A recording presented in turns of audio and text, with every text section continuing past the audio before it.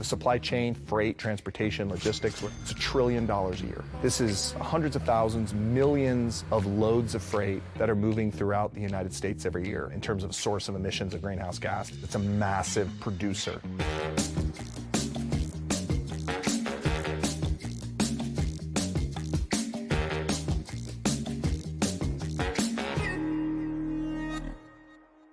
The global supply chain is roughly broken up into what we call modes.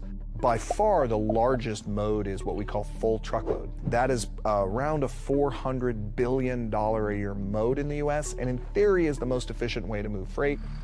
But about half of the big trucks you see on the highway, they're only running half full. If half of those trucks are only half full, we burn the same amount of fuel, the same amount of diesel, create the same amount of greenhouse gas to run a truck half full as we do completely full. We're addressing that. We are getting those trucks full.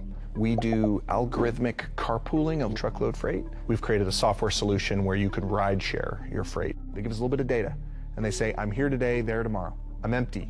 I'm a quarter empty. We take that data and we create a more optimal outcome for that driver and for that carrier, which is just simply those two basic things: the shortest distance between 2 points and making sure the truck is full, which also creates an income earning opportunity for the driver. The driver's been paid to haul a load that's only half full. We can create a world in which they can have dynamic, fluid access to freight and revenue. The ability to kind of say, I want to opt in or opt out. If I want to work a little more, I can make a little bit more. As we scale, we will fundamentally bring down the paradigm of modes and create even greater efficiency. The problem with these various modes, they are not integrated with one another. They don't share data, they don't share visibility.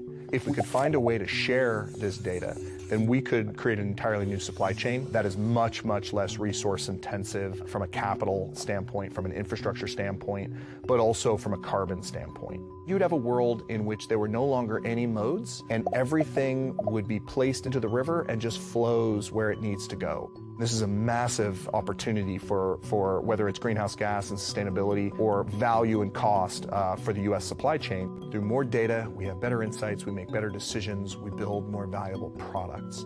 Change does not typically occur quickly. So I guess my advice to just people on the planet Earth is dream bigger, have higher expectations. The next wave of innovators are going to be focused on neutralizing carbon. In doing so, they'll be the beneficiaries of very valuable businesses that are also doing their part to save the world.